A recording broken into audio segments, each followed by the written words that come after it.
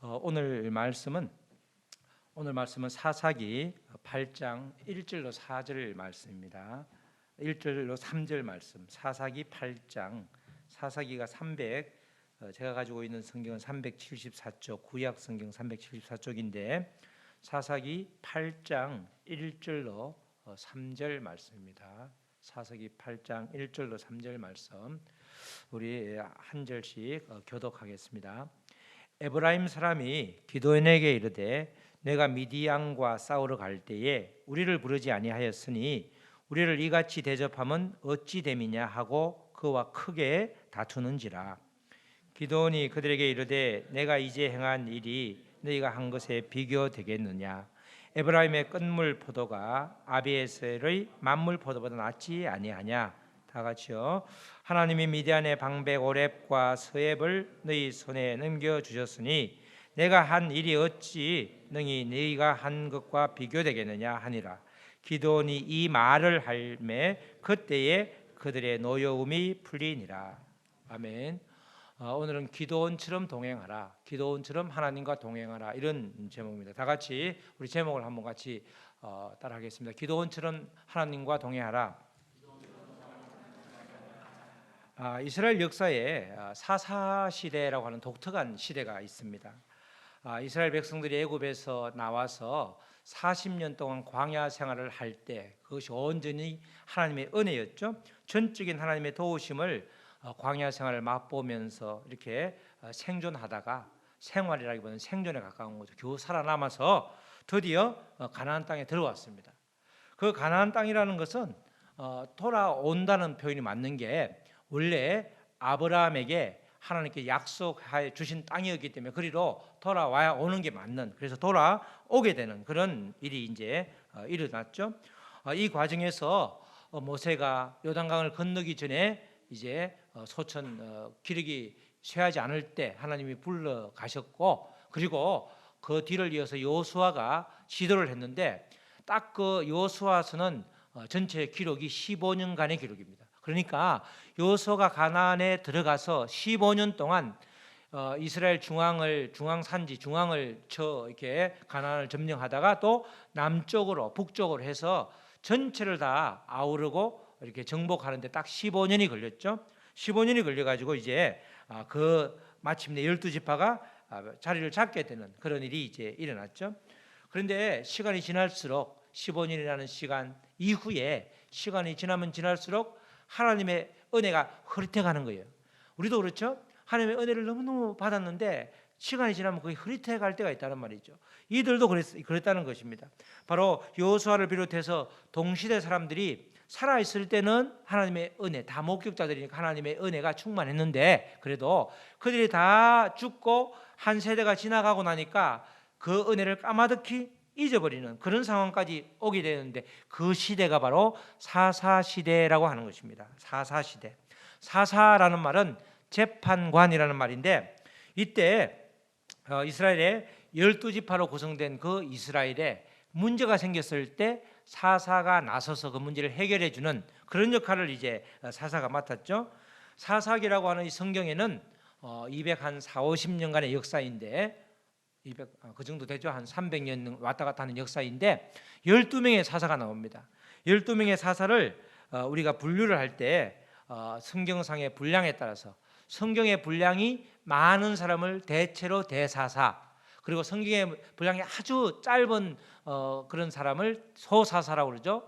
이 대사사는 온니엘, 그리고 에훗, 드보라는 4, 5장 2장이죠. 기도는 6, 7, 8 3장이고 입다, 삼손은 13, 14, 15, 16 무려 성경 4장에 걸쳐서 있는데 반해서 소사사라고 하는 사람은 한 절 내지 2절, 그죠? 삼갈, 돌라, 야일, 입산, 엘론, 앱돈 이런 사람은 다 한 절 내지 2절 아주 짧은 절을 구성하고 있죠. 그래서 성경상 분량에 따라서 대사사, 소사사 그렇게 구분하기도 하고 또 조금 더 들어가면 성경의 분량이 많다 보니까 이 전체적인 그 환란을 당하고 여러 가지 그런 사사기의 구조를 그대로 반영하는 것이 이제 대사사 이렇게 말하죠.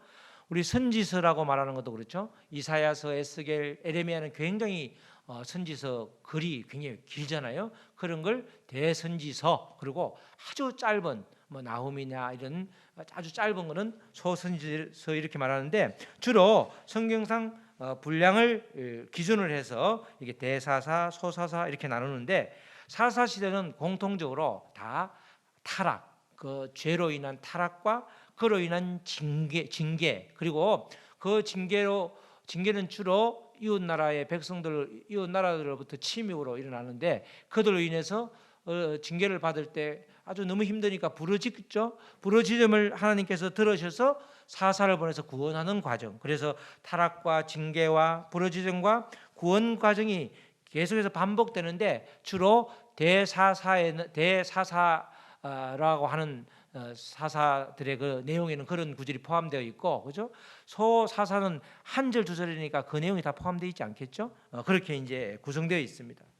하나님은 바로 백성들의 부르짖음에 사사를 보내주셔서 구원해 주시는 은혜를 계속해서 반복해 주시고 계시는 것입니다.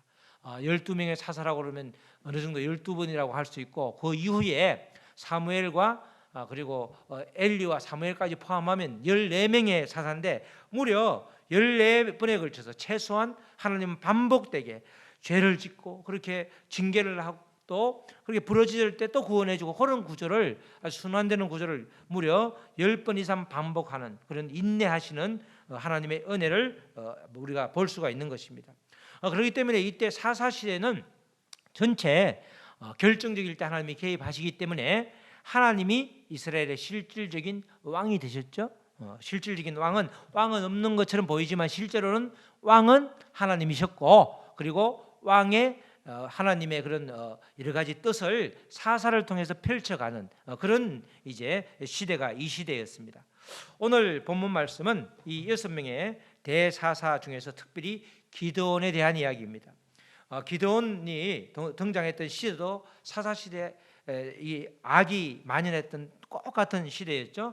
우리 6장 1절 말씀을 보면, 이스라엘 자손이 또 여호와의 목전에 악을 행하였으므로 여호와께서 7년 동안 그들을 미디안의 손에 넘겨주시니, 그죠? 이제 그들이 악을 행하니까 그 타락으로 인한 징계로 지금 미디안이 그들을 7년 동안 지배하게 되는 그런 것을 하나님께서 허락을 하셨다는 거죠.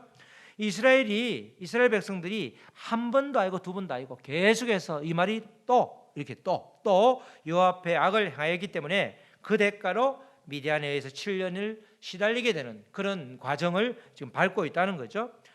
미디안은 가나안 동쪽에 있는 그런 나라인데, 우리가 쉽게 말하면 사해의 위에하고 아래에 에돔과 암몬인데, 그 사이에 있던 나라가 미디안이었는데, 이 당시에 기드온이 살았을 이 당시에는 미디안이 굉장히 강성했었습니다. 그래서 이들이 지배를, 전체 그 산악지대를 지배하기가 힘드니까 곡식을 수확할 때만 되면 정확히 와서 다 그대로 썰어가는, 수탈해가는 그런 아주 나쁜 아주 짓을 계속했었죠.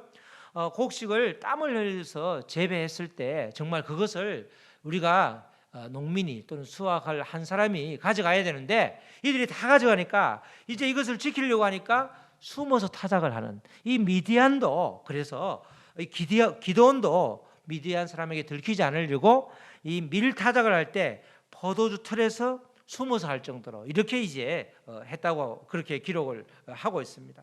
당연히 백성들의 삶은 아주 피폐해졌고 그들 가운데 정말 고통 가운데 부르짖을 수밖에 없는 그런 상황에 내몰리게 되었죠. 그 신음소리를 이스라엘의 하나님이 들으셨고 응답하셨는데, 그 응답하신 내용이 사사인 기드온을 보내주신 것입니다. 기드온을 보내주심으로써 그 고통, 그 신음에서 구해줄 수 있는, 구원해주는 그런 일이 이제 벌어지고 있는 거죠. 이 기드온이 타작을 할 때 숨어서 타작을 할 정도로 굉장히 우리와 그 당시에 일반 사람과 전혀 다를 바가 없었죠. 그런 기드온에게 지금 여호와의 사자가 나타나서 아주 민족 구원의 사명을 주는 장면이 6장 12절로 14절에 나와 있는 말씀입니다. 여호와의 사자가 기드온에게 나타나 이르되 큰 용사여. 지금 숨어서 타작을 하는데 마음이 졸여서 겁이 나서 아니면 곡식을 지키려고 그렇게 숨어서 타작을 하는데 그 숨어서 타작하는 그 기드온에게 큰 용사여 이렇게 부르죠. 큰 용사여 여호와께서 너와 함께 계시도다 이렇게 이야기를 하는 거죠. 그랬더니 여호와께서 너와 함께 계셔 이렇게 말하니까 기드온이 당장 반론을 제기하죠. 기드온이 그에게 대답하되 오 나의 주여 여호와께서 우리와 함께 계시면 어찌하여 이 모든 일이 우리에게 일어났나이까. 여호와께서 함께 하시는데 왜 미디안이 이렇게 괴롭히고 전부 다 곡식을 다 빼앗아가는 이런 일을 왜 벌이고 있습니까? 여호와가 함께 하시면 늘 잘 되고 잘 돼야 되는데 왜 이런 일이 발생하냐? 왜 이런 일이 우리에게 일어났느냐? 그 이야기를 지금 따지고 있는 거죠. 또 우리 조상들이 일찍이 우리에게 이르기를 여호와께서 우리를 애굽에서 올라오게 하신 것이 아니냐 한 그 모든 이적이 어디 있나이까. 그렇게 애굽에서 인도하면서 광야 생활을 했는데 그 이적들이 다 도대체 어디 있냐? 왜 지금은 그 이적이 나타나지 않느냐? 이렇게 말하는 거죠. 이제 여호와께서 우리를 버리지 않았느냐? 그래서 미디안의 손에 우리를 넘겨 주셨나이다. 나름대로 진단하는 거죠. 그들의 죄악, 그들의 타락, 그것은 전혀 생각하지 않고 떠올리지 않고 자기들이 잘못은 뒤돌아보지 않고 우리와 함께 하시다는데 왜 이런 일이 벌어지냐 이렇게 따지고 있는 거죠. 그러니까 그의 여호와 14절에 여호와께서 그를 향하여 이르시되 여호와의 사자라고 하다면 이번에 여호와께서 그를 향하여 이르시되 너는 가서 이 너의 힘으로 이스라엘을 미디안의 손에서 구원하라. 내가 너를 보낸 것이 아니냐 하시니라. 그렇게 따지고 있는 기드온에게 야 너에게 사명을 줄 텐데 너가 이스라엘을 미디안의 손에 구원하라 이렇게 사명을 주는 거예요. 이렇게 정말 숨어서 타작하던 그 기드온에게 큰 용사라고 부르는 것 자체도 별로 썩 마음에 들지 않았는데 여호와께서 함께 하신다고 했는데 그 결과가 눈에 벌어지는 상황은 전혀 그렇지 않다는 거죠. 그래서 이렇게 반론을 제기하면서 그렇게 불평불만하는 기드온에게 오히려 한 발짝 더 나아가서 너는 가서 너의 힘으로 이스라엘을 미디안의 손에서 건져내라. 바로 사사로 부르신다는 것이죠. 너를 사사로 부르겠다. 그렇게 하나님께서 말씀을 하시는 것입니다. 이 사실 기드온은 12지파 중에서 가장 약하다고 말하는 므낫세 지파인데 이 므낫세 지파 중에서도 세력이 가장 약한 가문에 소속되어 있기 때문에 이 사사로 나선다는 것은 기드온으로서는 있을 수 없는 만부당한 일이었습니다. 왜냐하면 자기 세력이 좀 커야 가문도 세력이 크고 지파도 세력이 커야 거기서 나설 때 이렇게 밀어주고 하는 게 있을 텐데 지파도 적고 가문도 보잘것없는데 연약한데 여기서 내가 나온들 누가 내 말을 들어주겠느냐 그런 마음이 드니까 도대체 말도 되지 않는 제안이다. 기드온이 이렇게 이제 마음을 먹고 있었죠. 기드온이 처한 현실을 바라보면 기드온의 생각은 전혀 틀려 보이지 않죠. 그러나 하나님은 그렇게 하지 않으십니다. 하나님은 우리가 볼 때는 환경을 바라보고 불가능하다 이렇게 진단할지라도 하나님이 함께 하시면 불가능한 것이 없다는 것을 보여주시고 그래서 믿음의 정인으로 우리를 세우시는 분이 바로 하나님이신 것이죠. 그래서 기드온은 지금 그가 할 수 없다고 하지만 실제로 그의 하나님의 통로로 서 있기만 하면 되는 것이죠. 바로 기드온에게 하나님은 하나님의 일을 내 일을 할 수 있느냐 그 순종을 지금 묻고 있는 것입니다. 결국 기드온은 몇 가지 경험을 통해서 다시금 살아계신 하나님을 확인하고 사사로서의 역할을 잘 감당하게 되는 것이죠. 기드온이 그 사이에 이제 기드온에게 하나님이 나타나셔서 또 일을 하셨고 또 기드온도 직접 하나님께 이렇게 요청하기를 이렇게 솜틀을 놔두고 그 사이에 솜이 한 번 물에 적시게 이슬에 적시게 하고 또 솜만 빼고 이슬을 적시게 하는 그런 양틀 가운데 두고 그런 이제 일들을 하는데 실제로 요 지금 순종하기까지 하나님께 하나님 제가 할 텐데 그러면 요것 좀 보여주세요. 요것 좀 보여주세요. 이러면서 몇 가지 하나님을 다시 경험하게 되죠. 그런 경험을 통해서 하나님이 살아계시구나 그걸 확인하고 이제 사사로서의 역할을 잘 감당하게 되는 것입니다. 우리도 마찬가지로 사명을 감당할 때는 반드시 하나님이 살아 계심을 경험하지 않으면 사명을 감당한다고 걸어가다가 뒤돌아서서 주저앉게 되는 경우가 정말 많이 있는 게 우리들의 삶인데, 마찬가지로 기도원도 마찬가지였습니다. 기도원도 하나님이 몇 가지 경험을 통해서 하나님이 살아계시구나, 6장에서 7장, 8장 아래까지 7장에서 그런 말씀이 많이 나오죠. 그랬을 때 결국은 하나님이 지시하는 방법대로 그대로 순종하고 미디안에게 대성을 거두는 그런 역사가 일어나는 거죠. 바로 300명의 군사를 이끌고 300명의 그 군대를 이끌고 아주 엄청나게 많은, 표현에 의하면 그냥 아주 메뚜기 떼처럼 많은 그런 미디안 군사, 낙타만도 바다의 모래와 같이 셀 수 없는 그런 많은 군사를 300명을 가지고 이기게 된 거죠. 그 300명도 하나님께서 일러준 방법대로 그들을 택했습니다. 300명에 대해서 아주 특공대를 조직한 것이 아니라 그 중에서 진짜 달리기를 해서 굉장히 이렇게 물이 아주 갈증이 아주 극에 달하도록 그렇게 한 다음에, 야, 저 우물가에 가서 물을 먹어 했을 때 전부 다 달려갔는데 그 뒤에 달리기가 제일 느린 사람, 그래서 어쩔 수 없이 그 물 먹고 있는 사람 그 다리가랭이로 물을 뜨다가 이렇게 핥아 먹을 수밖에 없는, 그래서 그런 사람, 섬에서 비실비실한 사람들만 300명 골라서 이겨야 하나님이 하신 걸 알기 때문에 하나님이 그런 사람을 택해서 싸우게 했는데, 정말 하나님의 방법대로 하니까 놀라운 그런 대성, 완전히 이기는 그런 일이 벌어졌죠. 하나님이 하시면 우리가 지난주에 봤던 그 골리앗을 상대하는 다윗처럼, 다윗이 골리앗을 쓰러뜨리듯이 아무도 100이면 100 아무도 예상하지 못했지만 하나님이 하시면 되는 거죠. 300명이 어떻게 총과 칼로 싸우면 안 되죠. 100병전을 1대1로 맡아보면 100방 깨지는데 자기들끼리 그냥 치고받고 죽게 만드니까, 그것도 아주 항아리에 횃불 넣어가지고 항아리를 깨부수면서 아주 자중질환을 일으켜가지고 이기는 그런 아주 독특한 방법, 병법에도 없는 그런 하나님의 방법을 쓴 것이죠. 하나님이 아무리 상대가 강할지라도 하나님의 방법대로 하면 그것이 된다, 그것이 믿어지고 나아가면 되는 것이죠. 이때 이제 승리를 한 이후에 기드온이 미디안을 아주 대파하고 돌아왔는데, 오늘 본문은 에브라임 지파가 딴지를 걸어오는 거죠. 에브라임 지파가 딴지를 걸어오는데, 이 이스라엘 12지파 중에서 특별히 가장 중심이 되는 지파가 이 예수님의 족보에 나오는 다윗 지파하고 유다 지파하고 또 에브라임 지파입니다. 그래서 나중에 이스라엘이 남북으로 갈릴 때도 남쪽에는 남유다라고 말하고 북쪽은 에브라임 지파가 전부 대부분 다 장악하는, 그래서 에브라임 지파하고 그다음에 이 유다 지파가 이렇게 쌍벽을 이루는 그런 일이죠. 유다 지파에서 갈렙이 나오고 에브라임 지파에서 여호수아가 나오죠.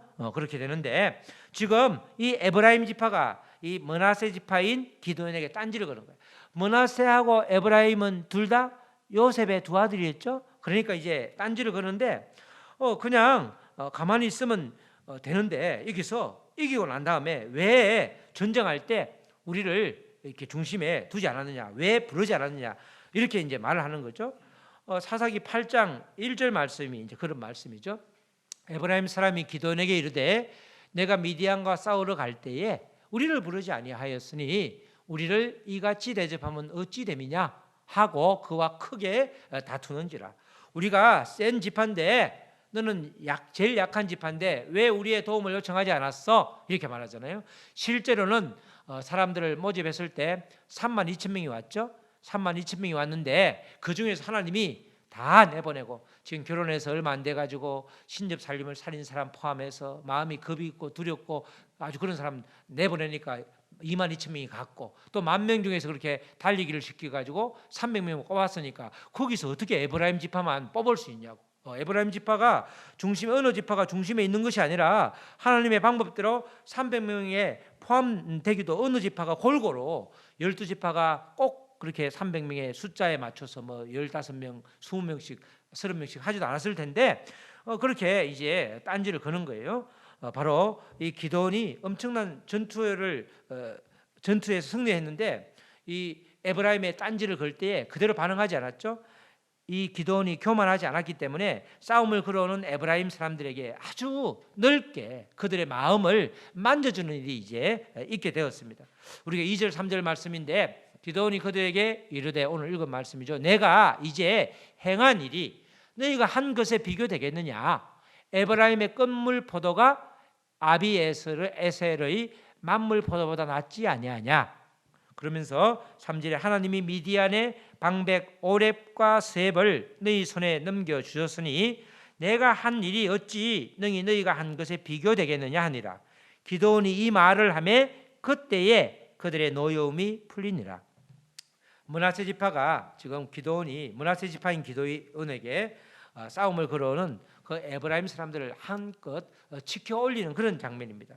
내가 미디안을 물리친 것, 이것과 비교되지 않는 일들, 이렇게 말을 하는데 그 말은 3절에 나오는 미디안의 방백 오렙과 스앱을 죽인 일을 7장에 보면 에브라임 지파가 한 겁니다. 그래서 에브라임 지파가 너가 한 일도 결코 그렇게 적은 일이 아니었다, 그 이야기를 이제 하는 거죠.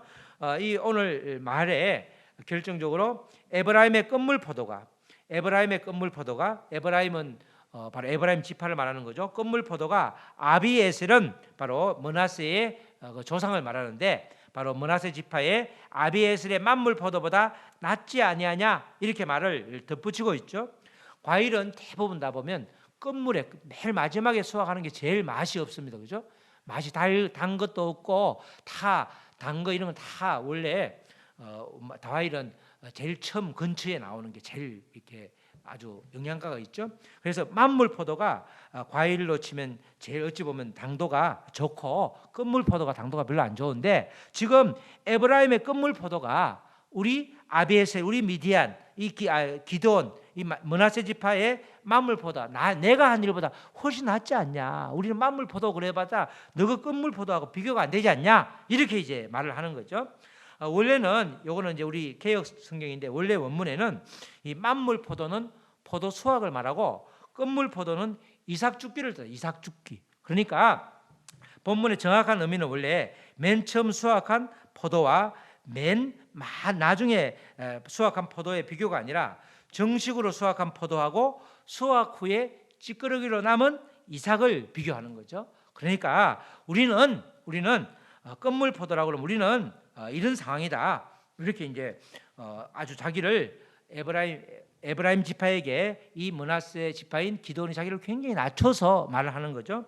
기드온과 300명의 군사가 미디안의 본진을 무너뜨린 것, 그것이 이제 만물 포도다, 이렇게 말한다면 마지막 단계에서 마무리를 한 미디안의 두 방백이 아주 강한 방백이었던 아주 그 지도에 있던 오렙과 스앱을 7장에 에브라임 지파가 죽였는데 그것을 오히려 끝물 포도 이삭 죽기에 해당하는데 이번 싸움에서는 결코 마무리 단계, 즉 이삭 죽기, 끝물 만물 포도 이삭 죽기라고 하는 이 이삭 죽기에 해당하는 이번 싸움에서는 정말 이 마무리 단계가 결코 작은 일이 아니었다.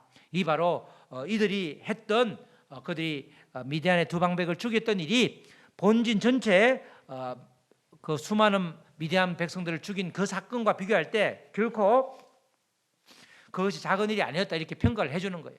그러니까 결국은 이 에브라임 지파를 위로하면서 충분히 전쟁에서 대성했기 때문에 비록 므낫세 지파였지만 온 지파의 지지를 받고 있는 상태에서 뜬금없이 한 지파가 나와서 따질 때에 야 너가 지금 무슨 말을 하는 거야? 라고 하면서 그냥 아주 반응을 할 수 있었지만 전혀 그렇게 반응하지 않았죠.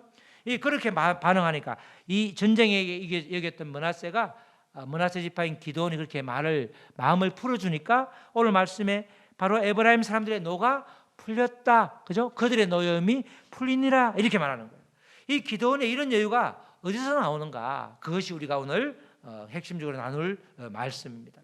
바로 하나님과 동행하심을 맛보아 알았기 때문에 가능한 태도였습니다. 하나님이 살아계심을 그가 경험을 통해서 또 이 300명과의 데리고 전쟁을 한 이 엄청난 전투에서 이김을 통해서 역시 하나님이 하시면 그게 하나님이 하시는 게 가장 중요하지 나머지 것들은 별로 그렇게 중요하지 않다, 그걸 이제 알게 된 거죠. 하나님의 그 어떠한 명령에도 의심을 품지 않고 따랐던 그 미디안이 정말 기드온이 메뚜기처럼 많았던 그 미디안 군대를 쳐부수면서 그가 역시 하나님이 살아계심을 전혀 의심하지 않는, 하나님을 전적으로 신뢰하는데 다시 확신을 갖게 된 것입니다. 이렇게 하나님을 알았고 경험했기 때문에 에브라임 사람이 뭐라고 해도 일일이 따지지 않았고 특별히 감정적으로 전혀 반응하지 않았던 것입니다. 싸움을 걸어오는 에브라임 사람들에게 그래, 내 말이 너희 말이 옳다 이렇게 반응하는 거죠. 그래, 따진 게 아니야. 그래, 맞아, 너 말이 옳아. 그러면서 오히려 우리의 만물 포도보다 너희의 끝물 포도가 훨씬 더 세지 않냐. 그렇게 오히려 두 사람을 죽인 게, 어떻게 두 사람 죽인 것보다 미디안의 모든 군사를 그냥 본진을 확 꺾은 게 훨씬 큰데도 불구하고 그렇게 위로해주고 격려해주고 그들의 불평을 받아주니까, 관용해주고 포용해주니까 그들의 아주 기도원의 느긋함 또 여유로움에 그들이 화가 풀린 거예요. 그죠? 화가 풀린 거예요. 아무리 내가 큰 일을 했다 하더라도 너희가 한 일에 비하면 이건 별거 아니다, 그렇게 인정을 하니까 모든 사람들은 그렇게 생각하지 않는데 에브라임 지파에게 그렇게 이야기하니까 실제로 또 그걸 끝물포도 만물포도를 비유하면서 비꼬는 게 아니고 정말 그렇다, 이번에는 정말 싸움이 이렇게 우리는 이렇게 싸웠지만 그 마지막에 두 방백을 치지 않았으면 이번 싸움은 어찌돼 진짜 불이 크게 타다가 잔불이 다시 불씨로 타오르듯이 그런 형국이 될 수 있었으니까 이번만큼은 그 만물포도보다 끝물포도의 역할이 더 컸다, 이렇게 이야기를 해주니까 그 사람들이 정말 멋쩍하면서 기분이 풀리는 거죠. 아무리 작심하고 싸움을 걸어와도 똑같이 반응하지 않으니까 싸움이 되지 않는 그런 일이 이제 벌어진 것입니다. 우리 사랑하는 성도 여러분, 우리가 하나님과 동행하면 기드온처럼 별것 아닌 것에 결코 목숨을 걸지 않습니다. 말씀으로 감정을 조절하고 상황에 또 매몰되는 것이 아니라 그 너머에 일하시는 주님을 바라보기 때문에 마음의 여유를 갖게 되는 것입니다. 우리가 늘 믿든 안 믿든 우리가 아주 우리나라 사람이 특별히 조급함이 굉장히 심하죠. 조급함 때문에 코로나를 잘 견디고 있는지 모르겠지만 어쨌든 우리가 살아가는 데는 조급함이라는 것은 전혀 도움이 되지 않는, 늘 마음의 여유를 갖고 하나님이 나와 함께 하심이 믿어지면 마음의 여유가 생기는 거죠. 지금 안 되면 오늘 안 되면 내일 되는 거고, 오늘 할 일을 내일 미루는 것이 아니라 내가 기도하고 있는 일들이 오늘 안 되면 내일 하나님이 허락하시고 또 하나님이 가장 좋을 때 허락하시니까 그 과정이 비록 길지라도 인내하면서 나아갈 수 있는 거죠. 바로 그런 조절이 가능하다는 것입니다. 그냥 미디안 사람들의 낯을 피하여 미를 타작하던 우리로 말하면 소시민이었던 기드온은 평범한 사람이고 정말 우리와 성정이 다를 바 없는 사람이었는데, 그러나 하나님을 경험하고 하나님이 함께 하심이 믿어졌을 때 전혀 다른 사람이 된 것입니다. 하나님은 기드온처럼 우리를 그렇게 부르시고 계시는 것입니다. 기드온에게 사명을 준 것처럼 하나님은 우리 모두에게 사명을 주셨습니다. 그러나 하나님의 동행하심이 믿어지지 않으면 우리에게 주신 사명이 고된 사역이 되고, 하나님의 동행하심이 믿어지면 하나님이 주신 사명이 아무리 무거울지라도 즐거운 놀이가 되는 것입니다. 기드온처럼 믿음의 증인으로 살기 위해서 주님과의 깊은 만남이 반드시 있어야 되는 것입니다. 기드온처럼 하나님과 동행하는 것은, 동행하면서 살기 위해서는 하나님과의 깊은 만남, 하나님에 대한 절대적인 신뢰, 그것이 반드시 있어야 되는 것입니다. 우리 모두 기드온처럼 하나님과 동행하면서 감정대로 살아가는 것이 아니라 말씀대로 살아가는 저와 여러분 되시기를 주님의 이름으로 축복합니다. 아멘. 우리 이 시간 기도할 때 하나님, 우리가 기드온의 여러 가지 이야기는 많이 들어봤지만 하나님, 기드온이 이렇게 에브라임 사람들의 그런 불평, 불만, 노여움을 맞닥뜨렸을 때 그가 똑같이 감정으로 반응하지 않고 살아계신 하나님을 의지해서 정말 그들을 칭찬하고 그들을 아버지 너가 하는 말이 옳다 그렇게 반응함으로 인해서 그들의 노가 풀리고 하나됨을 우리가 말씀을 통해서 아버지 보았습니다. 하나님, 우리도 기드온처럼 하나님과 동행하는 삶을 통해서 우리가 사명을 잘 감당하고 또 그 사명이 고역이 아니라 정말 즐거움이 될 수 있도록 우리를 인도하여 주시옵소서. 우리 다 같이 기도하시겠습니다. 하나님 하나님 아버지 감사합니다. 아버지 에브라임의 끈물 포도가 아버지 아비에셀의 만물 포도보다 낫지 아니하냐. 아버지 그들이 아버지 뒷설거지를 한 것이 오히려 아버지 본질을 격파한 것보다 더 낫다는 아버지 기도원의 그런 아버지 위로를 아버지 에브라임 사람들이 듣고 그들의 노가 풀린 것을 보면서 정말 우리의 대화가 어떠해야 되는지, 우리의 마음가짐이 어떠해야 되는지, 하나님을 아버지 경험한 하나님을 믿는 사람이 어떻게 살아야 하는지를 아버지 오늘 보여주고 있습니다. 하나님 기도원처럼 하나님과 동행함에 모든 아버지 갈등 상황에서도 그 갈등이 해소되고 아버지 또 주님의 도우심을 온전히 아버지 의뢰함으로 주님을 신뢰함으로 나아갈 때에 시간을 아버지 주님과 함께하는 아버지 천국을 누릴 수 있도록 주여 도와 주시옵소서. 아버지 살다 보면 아버지 수많은 상황들 때문에 억눌리고 짓눌리고 아버지 상황에 매몰되어서 또 아버지 감정이 아버지 격하게 아버지 반응하여서 아버지 주님의 영광은 온데간데 없고 아버지 나의 자만 남을 때가 얼마나 많은지 알 수가 없습니다. 하나님 말씀처럼 아버지 기도원처럼 아버지 평범한 기도원이었지만 아버지 그도 성질이 있는 사람이었지만 오히려 아버지 느긋한 마음으로 아버지 포용하는 마음으로 주님의 마음으로 아버지 에브라임 사람들을 아버지 안았을 때에 껴안았을 때 놀라운 역사가 일어난 것처럼 우리 아버지 품도 주님의 품처럼 넓게 하여 주시고 아버지 정말 어떠한 아버지 그렇게 거슬리는 말을 들었을지라도 또 여러가지 행동을 보았을지라도 그들을 위해서 기도하고 포용하는 귀한 아버지 믿음의 여정을 걸어갈 수 있도록 주여 도와 주시옵소서. 하나님 아버지 감사합니다. 기도원처럼 하나님과 동행함을 통해서 온전히 아버지 주님의 역사를 써내려가는 통로로 온전히 사용되어질 수 있도록 우리를 인도하여 주시옵소서. 감사하며 예수 그리스도의 이름으로 기도드렸습니다. 아멘.